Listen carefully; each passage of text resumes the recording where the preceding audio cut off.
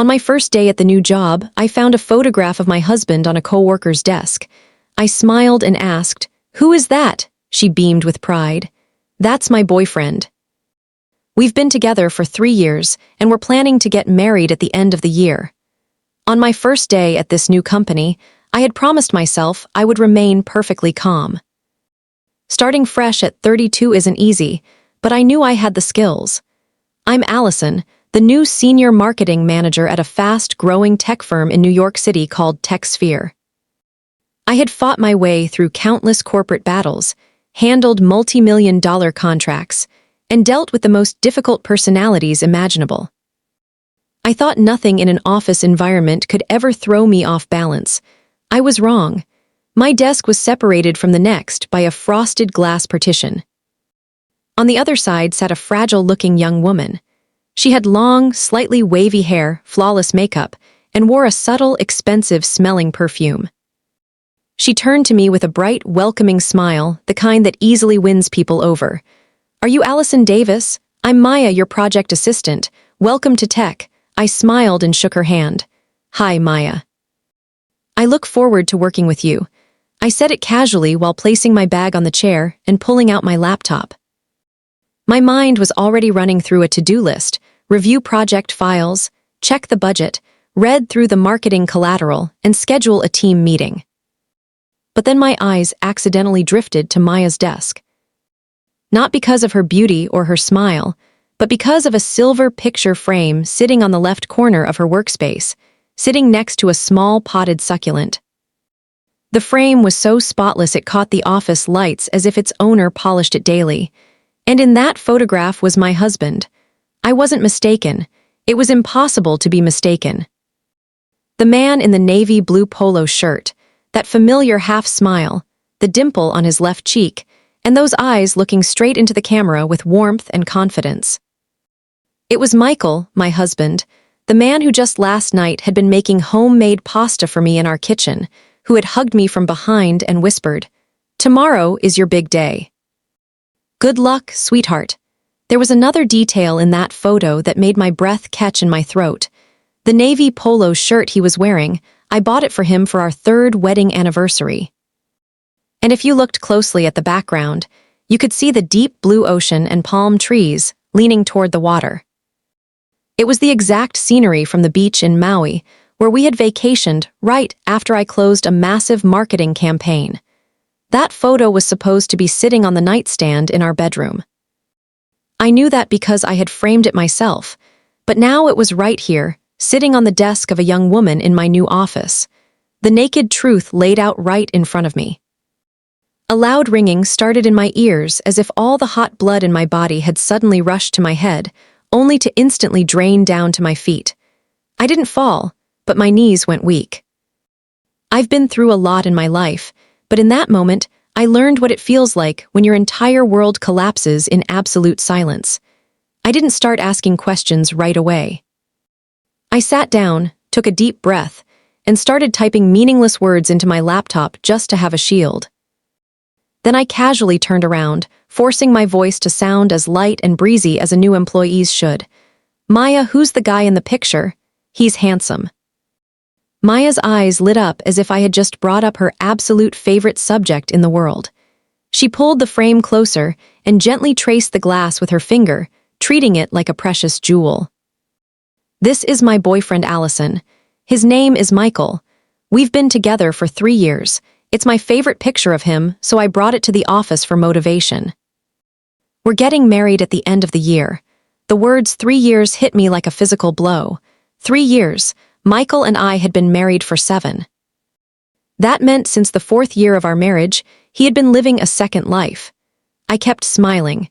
It was the smile of a woman accustomed to hiding her emotions behind flawless makeup.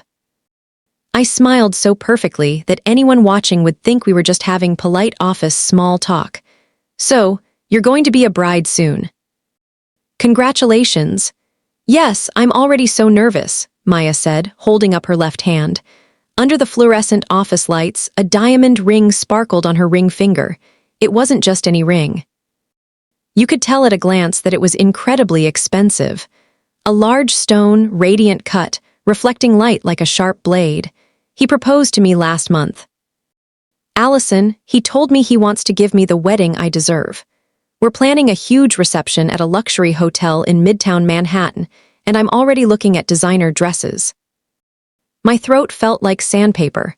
Michael had once told me that he didn't care for flashy displays, that an engagement ring should be simple because love isn't measured in diamonds.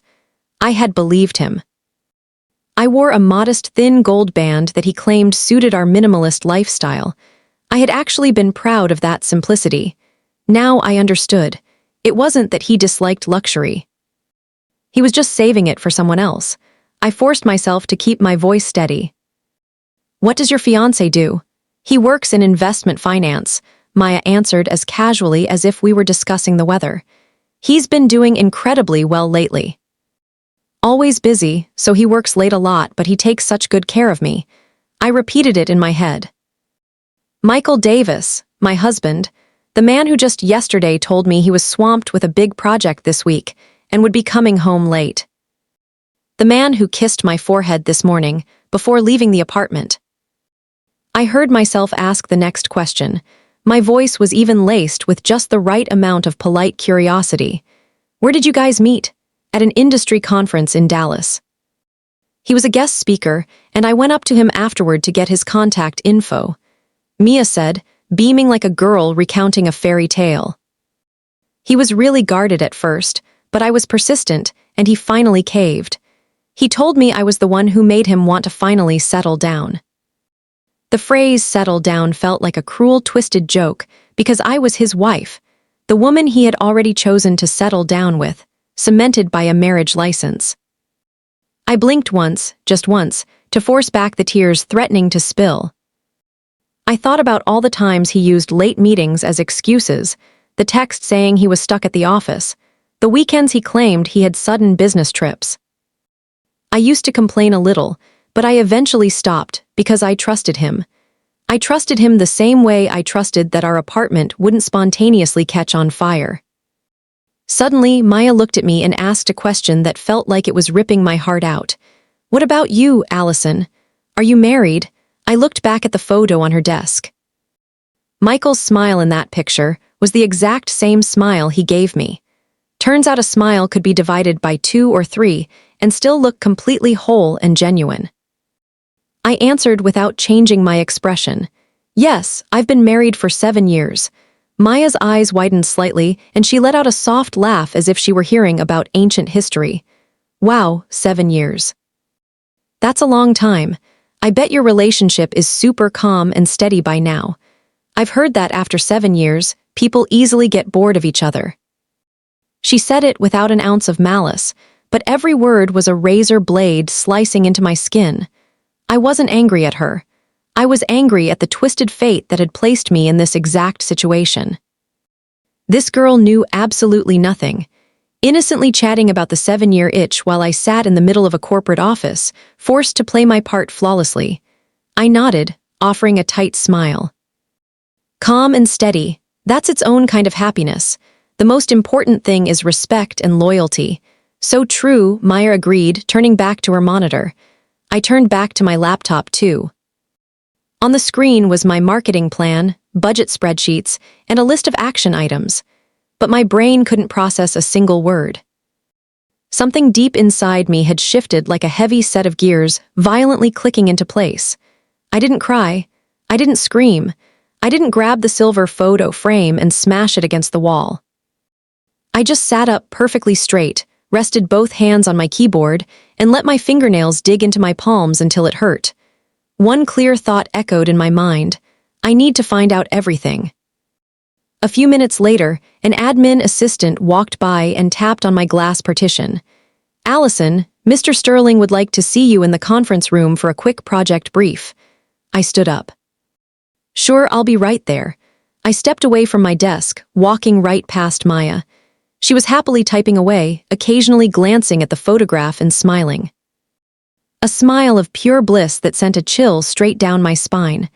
I walked toward the elevators, catching my reflection in the polished steel doors. My gray tailored suit fit perfectly. My hair was pulled back into a neat, professional knot. My lipstick was a dark, confident shade, and my eyeliner was sharp. I looked like a successful, modern woman, stepping into an exciting new chapter of her career. No one would ever guess that just minutes ago, my entire life had been torn to shreds by a framed photograph. As soon as the elevator doors closed, I pressed my hand against my chest. My heart was pounding, but not in panic. It was a warning rhythm. For 7 years, I had lived in a marriage I thought was a safe harbor.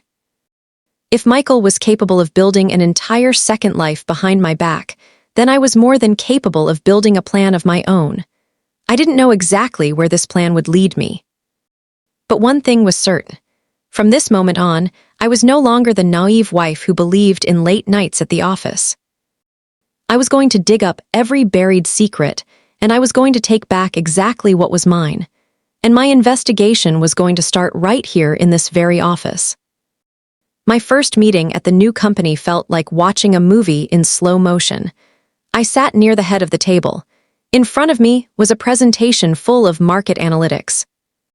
Around me were the faces of my new colleagues, passionately debating product strategies, media budgets, and Q3 projections. I nodded, took notes, and occasionally offered a sharp professional insight right on cue, so everyone believed I was entirely focused. But in reality, I wasn't in that room at all. In my head, the image of that photograph on Maya's desk kept flashing, accompanied by her voice. "We've been together for 3 years. 3 years." That number was a massive, ugly crack running down the foundation of my 7-year marriage, rendering every memory I had blurry and tainted. When the meeting ended, the room emptied out until only Bob Sterling, the department head, remained. He looked at me with an approving smile. "You catch on fast, Allison. I know you handled massive accounts back when you worked in Chicago. We're lucky to have that level of expertise here in New York." I smiled politely. "Thank you, Bob. I'm just hoping to integrate into the team as smoothly as possible." Bob nodded. "It's a young team, but they hustle. By the way, we have a new investment consultant coming in from one of our partner firms soon. Very important contact. You'll likely be coordinating with him on the upcoming rollout." I didn't think much of it. It was standard corporate procedure, but I asked out of politeness. "When is he arriving?" "Sometime next week, probably. I haven't met him personally yet." "Only heard good things from the executives." I nodded, grabbed my notebook, and stepped out of the conference room. Once in the hallway, I realized I was gripping my leather notebook so tightly my knuckles were white. I forced my hand to relax and took a slow, deep breath. My mind had locked onto a single objective verification, not because I was clinging to some pathetic, desperate hope that this was all a misunderstanding. I knew I wasn't wrong, but I needed to know exactly how deep the rot went. Walking back to my desk, I saw Maya typing briskly. The photograph sat silently in the corner of her workspace, blissfully, unaware that it had just detonated another woman's reality. I sat down and opened my laptop, but my eyes inevitably drifted to her side of the partition. Maya caught me looking and smiled. "Allison, a few of us grab lunch at this great little bistro down the block. Do you want to come with us?" I forced a nod. "I'd love to, thanks." While waiting for the lunch hour, I pretended to study project briefs. In reality, my hands were opening a new incognito tab, social media. I typed in Michael Davis. His profile popped up immediately. His profile picture was still the one of us taken 2 years ago during a wine-tasting trip to Napa Valley. I stared at it for a few seconds. In the photo, I was leaning against his shoulder, smiling radiantly. At that time, I believed the man beside me was my rock, my partner for the rest of my life. I scrolled down. Most of his recent posts were strictly professional photos from boardrooms, networking events, generic quotes about investing in leadership. No trace of another relationship. I wasn't surprised. Michael was always meticulous and rarely posted personal updates. But one photo from 2 months ago caught my eye. He was standing on a brightly lit stage at a financial seminar in Dallas. Hundreds of attendees were seated in the audience. I checked the comments. The top comment, full of hard eyes and praise, belonged to an account named Maya Jenkins. I stared at the image. Michael was wearing his tailored charcoal suit. The stage lights highlighted his confident jawline. I remembered that exact day. He had told me he needed to fly to Dallas to handle a crisis with a major client. I had packed his suitcase and reminded him to take breaks because of his brutal schedule. Turns out he was here standing on a stage, soaking up applause, while the woman sitting in the audience looked up at him with pure adoration. A wave of cold clarity washed over me. This wasn't a sudden mistake. This wasn't a momentary lapse in judgment. This was a relationship built methodically, systematically, and right out in the open in another city. My phone buzzed on the desk, a text from Michael. "How's your first day going, beautiful?" I stared at the glowing screen. If he had sent this yesterday, I would have immediately replied with a heart emoji and a long paragraph. Now, the words felt like a sick performance. I typed a short reply. "It's fine." "Good company," he replied instantly. "Glad to hear it. I'm going to be home late tonight. Got a dinner meeting with some clients." I glared at the screen. Client meeting. Those two words suddenly carried a massive repulsive weight. I typed slowly. "Okay, don't work too hard." I put the phone face down. No extra questions, no nagging. At exactly noon, the team gathered for lunch. The bistro was just a few minutes away on a side street. It was a cozy place with exposed brick walls and the smell of roasting garlic. As everyone ate, the conversation flowed easily. I chimed in when appropriate, but my absolute focus was on Maya. She was naturally talkative, laughing frequently, and kept bringing up Michael with unmistakable pride. "He's just so incredibly busy with the firm, always chasing new capital." "But he always makes time for me," she gushed. One of the guys from the design team teased her. "Must be nice. Sounds like your future husband is a real catch." Maya blushed deeply. "He really is. He told me that once we're married, we're going to buy a place of our own. He's already been looking at luxury condos in Hudson Yards." I had my fork halfway to my mouth, but my hand froze. Hudson Yards. Michael had recently mentioned to me that he was looking into investing in a property in Hudson Yards. He told me it would be purely for rental income, a smart asset for our portfolio. I had agreed without a second thought. Maya continued, her eyes practically sparkling. "He told me, a man's job is to provide a beautiful home for his family." I felt so safe when he said that. I swallowed the bite of salad. It tasted like ash. I looked at the young woman across the table. She had absolutely no idea she was the supporting actress in a twisted psychological thriller. To her, this man was a modern-day Prince Charming. After lunch, we headed back to the office. Walking through the doors, I saw the framed photo on her desk again. This time, I wasn't shocked. Instead, a new razor-sharp feeling settled in my chest. Resolution. I opened my laptop and got to work. While everyone assumed I was deep into TechFir's marketing metrics, I had secretly opened a hidden spreadsheet. I started logging everything I had learned. Names, timelines, the Dallas conference, the engagement timeline, the Hudson Yards condo plan. Every detail was a puzzle piece. The afternoon flew by. When it was time to clock out, I packed my bag. "See you all tomorrow." Maya stood up and grabbed her coat. "Which way are you heading, Allison?" "I'm taking the subway." "Oh, I'm calling an Uber." "Have a great night." I nodded. "You too." Stepping out of the office building, the evening sun was dipping below the Manhattan skyline. The city was loud, chaotic, and bathed in the orange glow of street lights flickering to life. I stood on the corner waiting for the light to change when my phone buzzed again. Michael was calling. I swiped to answer. Hey, sweetheart." His smooth voice came through the speaker. "I'm in the cab heading to the client dinner now. Go ahead and eat without me." I stared at the endless stream of yellow cabs rushing past. "Okay," I said, my voice perfectly level. He chuckled softly. "You must be exhausted from your first day. Get some rest. See you later tonight." The call ended. I stood still for a moment as a crystal-clear thought crystallized in my mind. If he had successfully managed a double life behind my back for 3 years, the little truths I uncovered today were just the tip of the iceberg. I hailed a cab. As the car sped downtown, I opened my contacts and scrolled to a specific name. Sarah, lawyer. I stared at the name for several blocks before locking my screen. I knew I didn't need to rush this. But I also knew that starting today, I was going to hoard everything. Evidence, timelines, financial records, everything. Because if my marriage was built on a lie, I sure as hell wasn't walking away empty-handed. My story was just beginning. The cab pulled up to my Upper West Side apartment building just as true darkness settled over the city.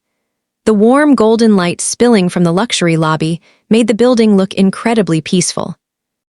Anyone walking past would assume it housed nothing but happy, successful families. I paid the driver and walked through the heavy glass doors. The doorman, Hector, smiled warmly. "Good evening, Mrs. Davis, home a bit early today?" I nodded, just a bit tired. First day at the new job. The elevator doors closed, taking me up to the 20th floor. When I unlocked our door, the familiar scent of our home hit me like a physical weight. Everything was exactly as I had left it. The gray velvet sofa I had spent weeks picking out, the heavy oak dining table Michael loved, and the beautiful landscape painting in the living room we had bought during an anniversary trip to Sedona. This was the life we had built over 7 years. Every single object held a memory, but looking around now, the warmth was gone. The apartment just looked like a crime scene full of question marks. I dropped my bag on the console table, slipped off my heels, and walked into the kitchen. Out of sheer habit, I opened the stainless steel fridge to see what I could make for dinner. But I froze. "I'll be home late. Client dinner." I let out a harsh, quiet laugh. The word client had suddenly taken on a very vivid, sickening new meaning. I shut the fridge, grabbed a bottle of sparkling water, and sat heavily on the sofa. I held my phone in my hand. Part of me wanted to scour Maya's social media again. Another part wanted to rip through Michael's iPad to find more breadcrumbs, but I stopped myself. I knew that if I acted purely on emotion, I would get sloppy. I needed to remain completely surgical. Around 8:00 p.m., my phone lit up. A text from Michael. "Dinner is running long. Probably won't be back until after 10:00. I stared at the text, then stood up and walked into our master bedroom. The nightstand on his side of the bed was where Michael kept his personal documents. I opened the top drawer, passports, some old corporate contracts, and a small leather notebook. I flipped through the notebook. Just scribbles about yield rates and board meetings, nothing incriminating. I closed the drawer and walked over to his walk-in closet. His tailored suits and polos hung in perfect color-coordinated rows. I ran my hands over the fabric. Suddenly, I stopped at a dark charcoal suit jacket. I remembered this suit. He wore it to that Dallas finance seminar. The exact same photo I saw on Instagram this afternoon. I reached into the inner breast pocket, my fingers brushed against a piece of paper. I pulled it out. It was a receipt from an ultra-exclusive Omika's sushi restaurant in Manhattan. The date was exactly 3 weeks ago. The total came to $550. I stared at the crumpled paper, and a memory clicked into place. 3 weeks ago, that was the night Michael told me he was taking an important potential investor out to dinner. I had asked if I should wait up for him. He had kissed my cheek and said, "Don't bother, baby. These guys like to drink. It's going to be a late one." I sat on the edge of the bed, the receipt burning a hole in my hand. 3 years. It's a massive amount of time. That meant over the course of 3 years, there had been hundreds of these late client dinners. I opened my phone and found Mia's Instagram again. This time, I scrutinized her profile like a forensic investigator. I looked past the smiling selfies and focused on the backgrounds of her travel photos, the fine dining shots, and the romantic captions. She rarely tagged Michael or showed his full face, likely because he asked her to be discreet for his career, but the clues were everywhere. A photo of a cappuccino on a marble table. Resting next to it was a men's Rolex, the exact Rolex I bought him for his 35th birthday, a picture of 2 glasses of red wine clinking. In the corner of the frame, a man's hand rested on the table. The simple minimalist gold wedding band on his finger was unmistakable. I dropped the phone onto the mattress and let out a slow, shaky exhale. Any lingering doubts were obliterated. Michael wasn't just having a careless fling. He was actively, comfortably maintaining two separate existences. At exactly 10:30 p.m., I heard the front door unlock. Michael walked in looking exactly as he always did. He took off his overcoat, hung it in the hall closet, and walked into the living room, stopping when he saw me sitting quietly in the dim light. "Hey, you're still awake," I shook my head. "Just waiting up for you." He smiled, that same charming smile, and walked over to rub my shoulders. "How was the rest of your first day?" I looked straight into his eyes. "It was fine, productive." He nodded and walked into the kitchen to pour himself a glass of water. I tracked his every movement. The way he opened the cabinet, the way he drank, the way he rolled up his sleeves. It was all so agonizingly familiar, but now it was like watching a stranger wear my husband's skin. When he came back into the living room, I asked the most mundane question possible. "So, who was the client tonight?" Michael didn't miss a beat. "A group of tech investors flying in from Singapore. They're looking to park some serious capital in a new fintech rollout." He delivered the lie flawlessly, smoothly, without a single micro-expression of guilt. I just nodded. Yesterday, I would have believed every word. Today, I realized Michael was a masterclass liar. He sat down next to me and slung an arm around my shoulder out of pure muscle memory. "If you're tired, let's head to bed." I stared at him for a second. The image of Maya blushing and showing off her diamond ring flashed behind my eyes. Two women, one believing she was his lifelong partner, the other believing she was about to become his bride. And the man sitting next to me was perfectly content living right in the middle of their devotion. I stood up. "I'm going to bed." I walked into the bedroom and shut the door. Lying under the covers, I listened to the sound of the shower running in the master bath. The steady drumming of water against tile. I stared at the dark ceiling, my mind racing at 1,000,000 miles an hour. I had two choices. Option 1, detonate the bomb right now. Scream, throw the sushi receipt in his face, and turn our luxury apartment into a war zone. Option 2, stay silent, collect every piece of the puzzle. Half an hour later, Michael slipped into bed next to me. He turned off the bedside lamp, wrapped his arm around my waist, and pulled me close just like he did every single night. "Night, baby," he whispered. I closed my eyes, but I didn't sleep. In the pitch black, I finalized my strategy.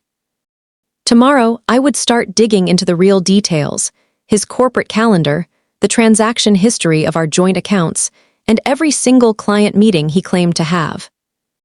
Because if Michael had the patience to hide in the shadows for 3 years, I had the patience to drag every single one of his secrets into the light. And when the truth finally broke, I was going to be the one holding the detonator. The next morning, I woke up earlier than usual. The sky over Manhattan was still a bruised, hazy gray, with the first rays of sunlight just beginning to hit the glass skyscrapers. Michael was still asleep next to me, his breathing deep and even. His heavy arm was draped lazily over my waist. To anyone else, this was the picture of domestic bliss, but to me, the peace was suffocating. I carefully slid out from under his arm, got out of bed, and walked into the master bathroom. My face in the vanity mirror looked calm, but my eyes were sharper, harder than they had been in years. I splashed freezing cold water on my face, letting the shock wake up every nerve ending. When I walked out of the bathroom, Michael was sitting up, rubbing his eyes. His hair was messy, and he flashed me a sleepy smile. "You're up early, baby," I nodded. "I need to get to the office early today to prep for a strategy meeting." He stretched, walked over, and kissed my forehead, the ritual of every morning. "How did you feel about the team yesterday?" "They're fine," I said smoothly. He smiled and walked over to his closet. I watched him select a crisp white dress shirt. Every motion he made was now subject to my intense scrutiny. I wasn't watching him out of love anymore. I was watching him like a predator, studying its prey. He turned around, buttoning his cuffs. "I've got back-to-back pitches today. Might be a late one again tonight." I nodded effortlessly. "Okay." He didn't notice any shift in my demeanor. Why would he? After 3 years of getting away with it, he assumed my blind trust was a permanent fixture. We ate breakfast together at the island counter. While he ate, Michael scrolled through his phone. I noticed a faint smirk tugging at the corner of his mouth as he read the screen. "What are you smiling at?" I asked, casually sipping my black coffee. "Good news in the markets." He glanced up quickly. "Oh yeah, just an article about some tech stocks rebounding." I nodded. But when he stood up to put his plate in the sink, he left his phone on the counter. The screen lit up with a push notification. Message from Maya. "Can't wait for tonight." I stared at the glowing words for exactly 3 seconds before looking away. My heart didn't race. The panic from yesterday was gone, replaced by an icy clinical detachment.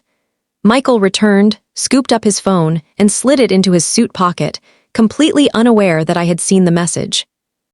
He kissed my cheek. "Have a great day at work, love you too," I lied seamlessly. The front door clicked shut. I stood alone in the kitchen. Message from Maya. A fake late night at work. I pulled out my own phone and opened his text from yesterday. "I'm going to be home late tonight. Client dinner." A lie repeated so often it had become muscle memory. 30 minutes later, I walked out of the building. The subway ride downtown gave me plenty of time to think. I didn't need any more proof of the affair, but I needed ammunition. I needed the paper trail. When I arrived at the Techfor office, Maya was already at her desk. She was organizing her planners, humming quietly to herself, radiating joy. When she saw me, she gave me a wide smile. "Good morning, Allison." "Morning." I dropped my bag on my chair and opened my laptop. A few minutes later, Maya leaned slightly over the partition. "Allison, last night, my fiancé took me to this amazing new Oma's place in Manhattan. It was unbelievable." I slowly looked up from my screen. "Really?" "Yeah." "He said we haven't had a proper date night in a while, so he wanted to spoil me." I offered a thin smile. "That's very sweet of him." She giggled. "He's the best." I turned my eyes back to my monitor. The $550 receipt in his suit pocket. Everything lined up with sickening perfection. The morning vanished into a blur of emails and onboarding meetings, but my peripheral vision remained locked on Maya. Every time her phone buzzed, she would check the screen and smile like a teenager. Around noon, she stood up. "Allison, I'm running down to the lobby cafe. Do you want an iced Americano?" "Yes, please, thank you." The moment Maya stepped into the elevator bay, I glanced over at her desk. Her phone was sitting face up next to her keyboard. I didn't reach for it, but the screen illuminated with an incoming iMessage. "Michael, tied up this afternoon. I'll pick you up out front tonight." I quickly shifted my gaze back to my spreadsheet as I heard the click of her heels returning. She set the iced coffee on my desk. "Here you go." "Thanks, Maya." She sat down, immediately picked up her phone, and I watched that familiar glowing smile spread across her face. A bizarre feeling washed over me. It wasn't jealousy. It was absolute certainty. Michael was running 2 parallel timelines. When the workday ended at 5:00 p.m., I purposely lagged behind. I stood near the lobby doors, pretending to reply to an urgent email on my phone. 5 minutes later, Maya breezed past me, heading out onto the busy Manhattan sidewalk. She stood near the curb, looking expectant. A sleek black Audi pulled up. The driver's side door opened and Michael stepped out. He was wearing his white dress shirt, sleeves rolled up, holding the keys with that effortless charm. Maya practically skipped over to him and threw her arms around his neck. I was standing less than 50 feet away behind the lobby glass, watching every single frame of the movie. Michael leaned down, whispered something that made her laugh, and opened the passenger door for her. They drove off into the Manhattan traffic. I stood there for a long time. Any lingering ghost of denial I might have harbored evaporated into the city's smog. The truth was stark, undeniable, and currently driving down Fifth Avenue. My husband and the girl sitting 3 feet away from me were playing house, completely oblivious to the fact that I held all the cards. I turned and walked toward the subway. The game has officially started, I thought, and this time I'm not playing defense. I didn't go straight home that evening. After watching Michael drive off with Maya, I took a cab down to the West Village. The city was transitioning into its neon-lit nighttime persona, but this neighborhood still felt somewhat grounded. I found a parking spot for my thoughts near the Hudson River Pier and just sat on a bench for a long time. The city lights mirrored on the black water, splintering like broken glass. 3 years. For 3 entire years, Michael had funded, nurtured, and lived a separate life right under my nose. My phone vibrated in my coat pocket. Michael, dinner with the clients is running long. Don't wait up. I read the text, locked the screen, and shoved the phone back into my pocket. I didn't reply, not out of anger, but because replying felt like participating in a pathetic theater production, I was ready to cancel. I stood up and walked a few blocks to a quiet coffee shop near Washington Square Park. This was where I always met Sarah, my closest friend since college. She was the only person I trusted implicitly. More importantly, she was a high-powered family law and asset protection attorney. When I walked through the door, Sarah was already sitting in our usual corner booth, sipping a black tea. She looked up, her sharp eyes scanning my face. "Allison, why the emergency text? What's going on?" I slid into the booth across from her. The barista set a black coffee in front of me. I watched the steam curl into the air before I finally spoke. "Sarah, I think Michael has a second life." Sarah didn't gasp. She didn't drop her mug. Her lawyer instincts instantly kicked in. She frowned slightly, her posture straightening. "Are you sure?" I nodded slowly. "Not just a fling. A long-term established relationship. 3 years." Sarah placed her hands flat on the table. "Walk me through it." From the beginning, I told her everything. My first day at TechFur. The framed photo of him in Maui, the diamond engagement ring, the text messages, the Amoka's receipt, and standing in the lobby just an hour ago watching him pick her up. Sarah listened in total silence. She didn't interrupt once. When I finally finished, she let out a slow, heavy breath. 3 years. Yeah. Sarah looked me dead in the eye. "What's the end game here, Al?" I looked down at my hands. I don't know the exact steps yet, but one thing is absolute. When this blows up, I am not walking away the loser. I will not let him take what is mine. Sarah leaned forward, her voice dropping an octave. "You're talking about the assets." Yes, I met her gaze. The Upper West Side apartment, the stock portfolios, the savings. We built our net worth together. If he's been using our joint funds to bankroll this fantasy life, I need to know. Sarah gave a curt nod. "You're absolutely right." She reached into her designer tote and pulled out a sleek legal pad. "In cases like this, emotion is your enemy. Evidence is your currency." Evidence. Exactly. Sarah said, her tone clinical and reassuring. "If you confront him with suspicions and anger, he'll gaslight you, hide the money, and drag out a divorce until you're bleeding legal fees. But if you walk in with an airtight ledger of infidelity and financial dissipation, especially using marital assets on a paramour, you hold a massive tactical advantage." I nodded, absorbing the strategy. "I understand. You need to track 3 things," Sarah listed on her fingers. "Money, time, and cohabitation. Check his credit cards and your joint accounts. Has he been wiring her money? Time. Document every single client dinner and match it with her social media. Cohabitation. Prove they are presenting themselves as a couple." I took a sip of my coffee. "I've already started doing that." Sarah paused, looking at me with a mix of surprise and deep respect. "You're much calmer than I expected." I gave a bitter half-smile. The shock wore off. "Now it's just logistics." Sarah took a sip of her tea. "Does the girl know you exist?" "No," I shook my head. "She thinks he's a bachelor. She's completely convinced he's her fairy tale fiancé." Sarah sighed. "Then she's a victim in this too." "I know." I remembered Mia's blinding, innocent smile. Sarah tapped her pen against the notepad, "which means you need to be incredibly careful. If Michael even sniffs that you're auditing him, he will scorch the earth and destroy the paper trail." "I won't let him." Sarah studied my face for a long time. "Allison, are you actually okay?" I looked out the cafe window. New Yorkers were rushing by on the sidewalk, wrapped in coats, completely unaware of the implosion of my life. "No," I whispered, "but I will be."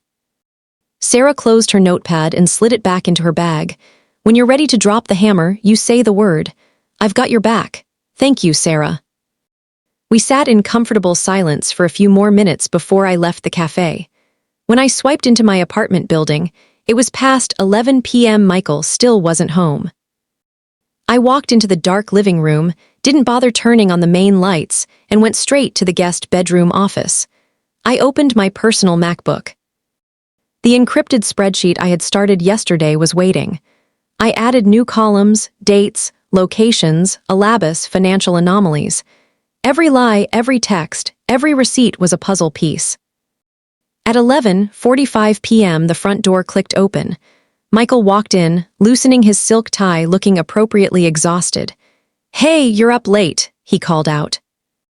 I walked out of the office, closing the laptop behind me, just wrapping up some emails. He dropped his leather briefcase on the entryway table inside. Brutal negotiations tonight. These guys from Singapore are relentless. Really? I asked, my voice perfectly flat. He walked past me, heading for the bathroom. Yeah, I'm beat. I watched his back disappear around the corner. Money, time, and cohabitation. Sarah's words echoed in my head. This wasn't a marriage anymore. It was a high-stakes chess match, and I wasn't going to make a single aggressive move until I had him entirely cornered. The next morning, I woke up to an empty bed. The space next to me was cold, and a yellow post-it note was stuck to my phone on the nightstand. Had an early breakfast meeting. Have a great day, beautiful. Love, MS. A note like this would have made me smile. A small reminder that my busy husband still thought of me. Now, the cursive handwriting just felt like a slap in the face. The facade of care was still there, but the foundation was rotten. I got out of bed, brewed a strong cup of coffee, and sat at the kitchen island. I flipped open my laptop. The spreadsheet from last night was still running through my mind. Time and locations were falling into place. But, as Sarah had warned me, the most critical element was missing, the money. I logged into our joint Chase Bank portal. We use this account as our primary financial hub for the mortgage, utilities, and major household expenses. Michael, being the finance guy, usually managed the aggressive investments, so I rarely scrutinized the line items unless we were doing our taxes. Today, I downloaded the last 12 months of statements. I scrolled past the mundane Kinnison, Whole Foods, dry cleaning, the HOA fees, nothing out of the ordinary. Then I hit a transaction from late last month, a wire transfer for $2,500. Recipient M. Jenkins. My hand froze on the trackpad. I read the name 3 times to make sure my eyes weren't playing tricks on me. Maya. I scrolled further down. Another transfer for $1,800 sent 2 months ago. Recipient M. Jenkins. A cold, heavy dread settled in my stomach. I kept scrolling. 3 months ago, 5 months ago, 8 months ago. The wire transfers were relentless. Sometimes $1,000, sometimes $3,000. I closed my eyes and pinched the bridge of my nose. Michael wasn't just cheating. He was actively siphoning our marital assets to fund his second life. I opened my spreadsheet and started frantically typing. I logged every single date, amount, and recipient code. Every number felt like a needle slipping under my skin, but I forced myself to remain completely analytical. After an hour of auditing the past year, I calculated the sum. The total amount transferred to Maya Jenkins was just over $45,000. But that wasn't the worst of it. I dug into the savings withdrawal history. Just 2 weeks ago, a massive wire transfer cleared our high-yield savings account. $50,000 Pay Hudson Luxury Developments LLC. I stared at the screen, my breath turning shallow. 50 grand, our money. My money, that was the down payment for the luxury condo Maya had been bragging about. The nest he was building for his new bride.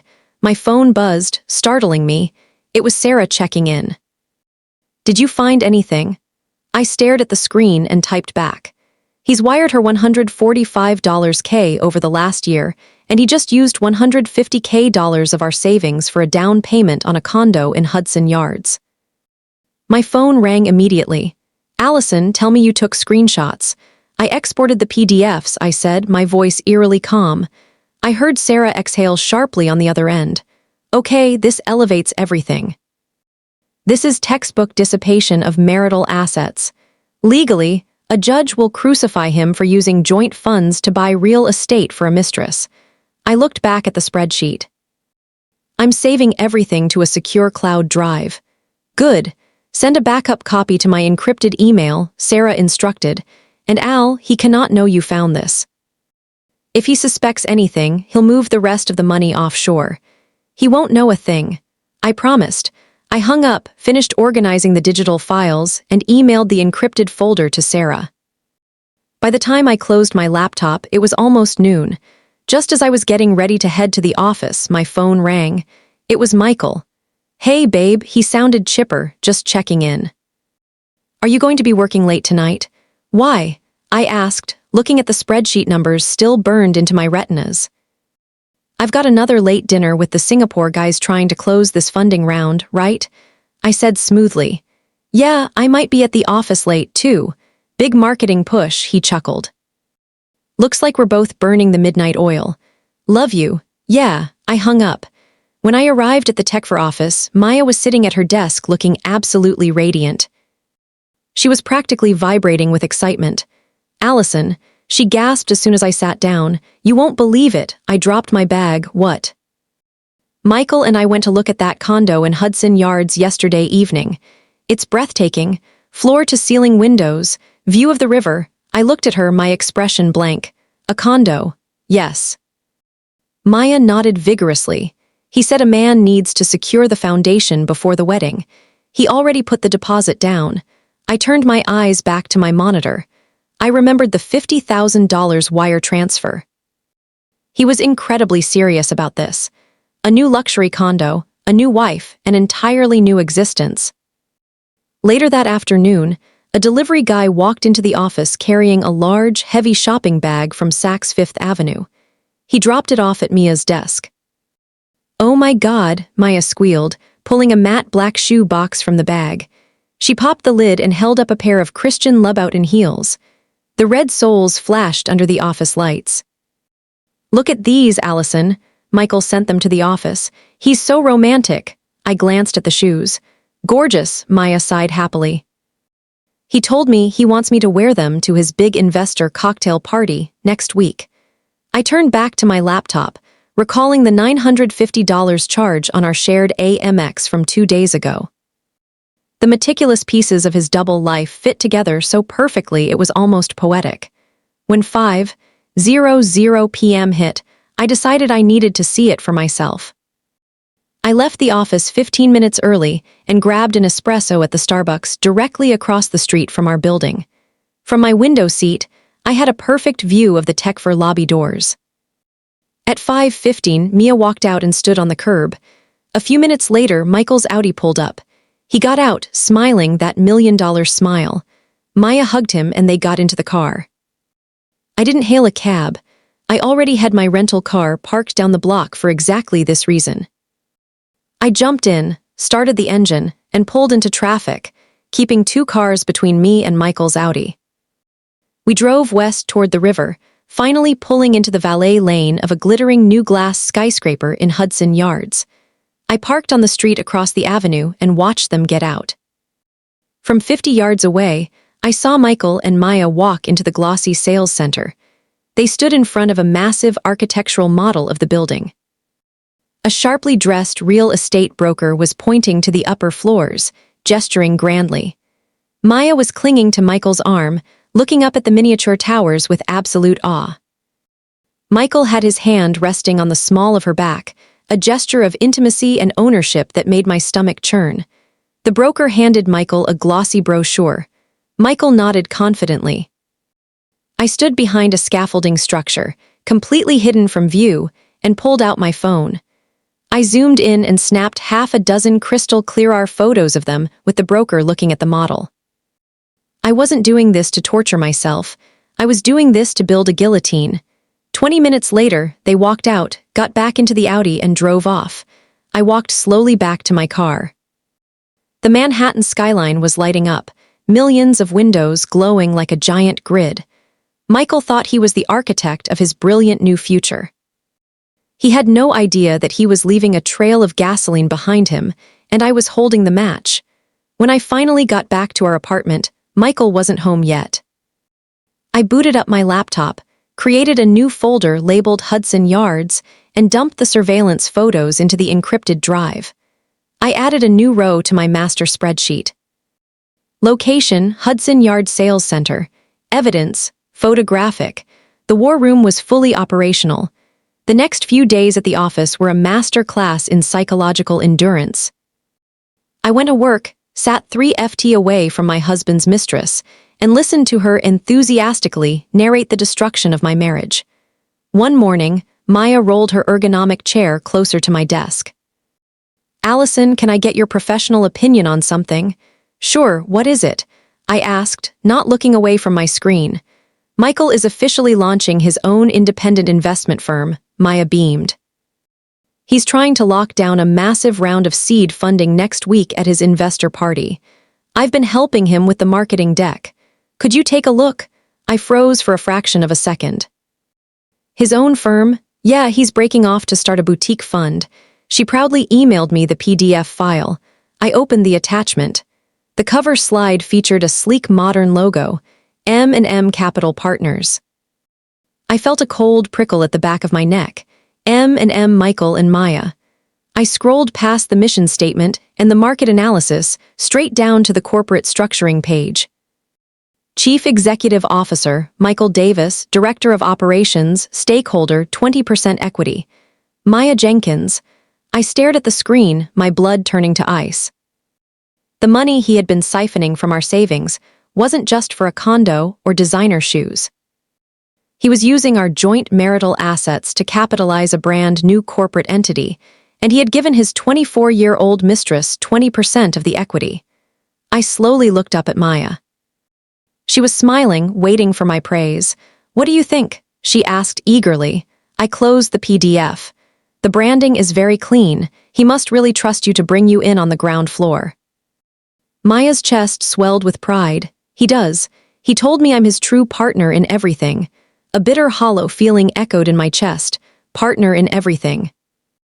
I wondered how many times Michael had whispered those exact words to me over the last 7 years.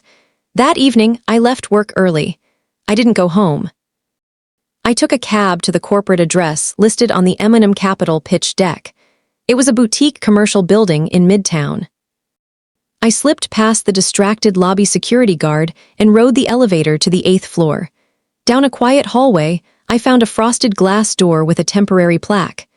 M&M Capital Partners. I didn't go inside. I stood in the hallway and listened. Through the slight gap in the door, I could hear voices. Michael's voice commanding and confident, explaining yield projections, and Maya's voice chiming in occasionally, playing the role of the supportive co-founder. They were pitching a potential backer. I turned around and walked back to the elevator. The final puzzle piece had clicked into place. Michael wasn't just having an affair, he was executing a calculated exit strategy. A new company, a new luxury home, a new wife, and he was financing the entire transition with the money I had helped earn. When I unlocked the door to our apartment later that night, the city was glittering outside our floor-to-ceiling windows. I stood in the dark living room, looking around at the beautiful furniture, the art, the life we had curated. It was all a movie set, a facade held up by my blind trust. I opened my laptop, uploaded the M&M Capital pitch deck to my encrypted drive, and called Sarah.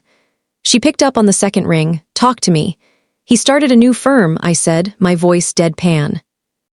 "It's called M&M Capital, Michael and Maya. She's listed as a 20% equity partner." Sarah went dead silent on the line. When she finally spoke, her lawyer mode was in overdrive. "Allison, if he used marital funds to seed a new corporate entity and gifted equity to a third party, we are going to destroy him in court. He's essentially embezzling from the marriage." "I have the pitch deck, I have the corporate address, I have the wire transfers." "Good," Sarah said firmly. "What's your next move?" I looked out the window at the endless grid of Manhattan lights. "I'm going to introduce myself." "Where?" "He's hosting a major investor cocktail party on Friday night to secure seed funding." Maya is going as his co-founder and fiancé. Sarah let out a low whistle. A public execution, I like it. Are you sure you're ready for?